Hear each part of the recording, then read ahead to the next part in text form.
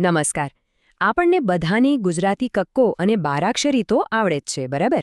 પણ ક્યારેક ડિક્શનરી એટલે કે શબ્દકોશમાં શબ્દો ગોઠવતી વખતે એવું લાગ્યું છે કે કંઈક ગડબડ છે? અમુક શબ્દો તો જાણે લાઈન જ તોડી નાખે છે, નહીં? તો બસ ચાલો, આજે આપણે સાથે મળીને શબ્દકોશના આ જ છુપાયેલા કોડને તોડીએ. સારું, તો ચાલો એક સિમ્પલ સવાલથી શરૂઆત કરીએ. સામે બે શબ્દો છે, ક્ષમા અને ખેલ.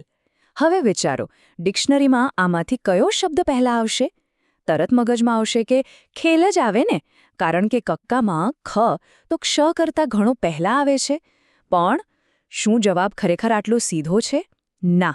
અને બસ આ જ રહસ્ય છે જે શબ્દકોશના નિયમોને એકદમ રસપ્રદ બનાવે છે. મતલબ કે ખાલી કક્કો આવડવાથી કામ નહીં ચાલે.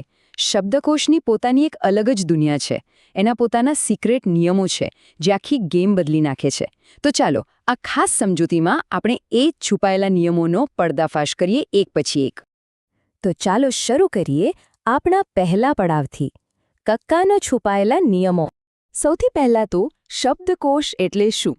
એકદમ સરળ ભાષામાં કહીએ તો એ શબ્દોની એક એવી વ્યવસ્થિત ગોઠવણ છે જે ગુજરાતી સ્વરો અને વ્યંજનોના એક ખાસ ક્રમ પ્રમાણે ચાલે છે. અને આનો સૌથી પહેલો અને પાયાનો નિયમ શું? એ કે સ્વરથી શરૂ થતા શબ્દો હંમેશા વ્યંજનથી શરૂ થતા શબ્દોની પહેલાં જ આવે. બસ આટલું યાદ રાખો.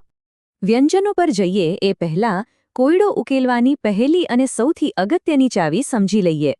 સ્વરોનું કોડિંગ. ઓકે, હવે અહીં જુઓ. આ ખરેખર રસપ્રદ છે. આપણે સ્કૂલમાં શું શીખ્યા? કે એટલે કે અનુસ્વાર અને એટલે કે વિસર્ગ એ તો બારાક્ષરીમાં છેક છેલ્લે આવે. પણ શબ્દકોશનો નિયમ અલગ છે. અહીં એ બંને મૂળ સ્વર પછી તરત જ આવી જાય છે. એટલે કે પછી તરત અને આવે અને પછી આની લાઈન શરૂ થાય. આ નિયમ મોટાભાગની ભૂલોનો કારણ બને છે, એટલે ખાસ યાદ રાખજો. તો ચાલો સ્વરોના આ 3 મુખ્ય નિયમોને મગજમાં ફિટ કરી લઈએ. નિયમ નંબર 1. અનુસ્વારવાળો અક્ષર હંમેશા સાદા અક્ષર પછી તરત જ આવે, જેમ કે અ પછી નિયમ નંબર 2.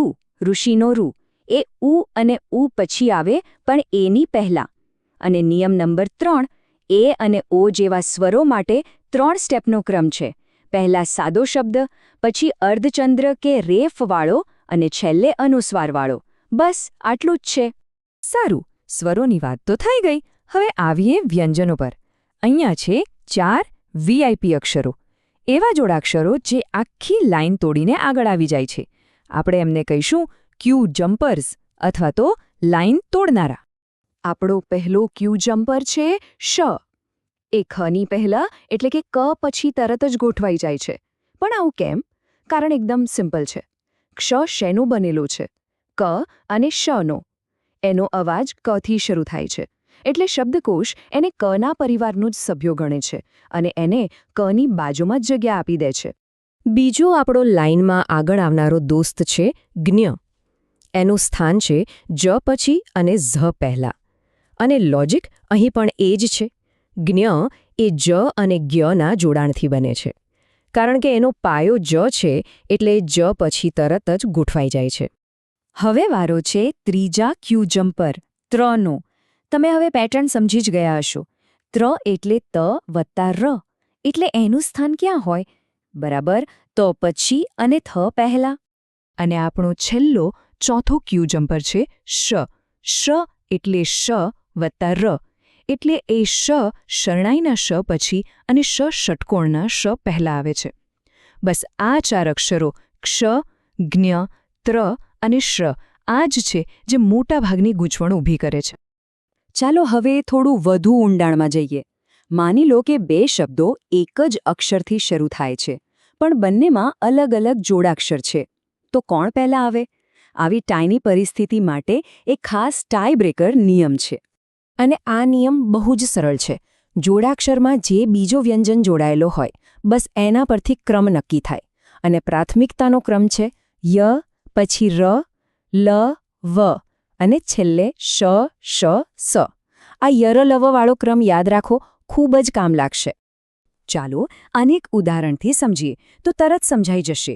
2 શબ્દો લઈએ, ક્યારે અને ક્રમ. બંને કથી શરૂ થાય છે, એટલે ટાઈ થઈ. હવે ટાઈબ્રેકર જોઈએ. ક્યારે માં ક સાથે જોડાયેલો છે ય અને ક્રમમાં ક સાથે જોડાયેલો છે ર. હવે આપણી પ્રાયોરિટી લિસ્ટ યાદ કરો. ય પહેલાં આવે કે ર? ય પહેલાં આવે. બસ, તો ક્યારે શબ્દ ક્રમ કરતાં પહેલાં આવશે? છે ને સિમ્પલ? તો અત્યાર સુધી આપણે જેટલા પણ નિયમો શીખ્યા એ બધાને ભેગા કરવાનો સમય આવી ગયો છે. ચાલો હવે એક ફાઇનલ કોયડો ઉકેલીએ અને જોઈએ કે આપણને કેટલું યાદ રહ્યું. અહીં સ્ક્રીન પર કેટલાક શબ્દો આડા અવળા આપેલા છે. આમાં સ્વર પણ છે, વ્યંજન પણ છે અને હા, આપણા સ્પેશિયલ ક્યુ જમ્પર્સ પણ છે. તો આપણે જે સિક્રેટ કોડ શીખ્યા એનો ઉપયોગ કરીને શું આ શબ્દોને સાચા ક્રમમાં ગોઠવી શકાય? જરા વિચારો તો. ચાલો થોડો સમય લઈએ. અને આ રહ્યો સાચો જવાબ. ચાલો ફટાફટ જોઈએ કે આમ કેમ થયું.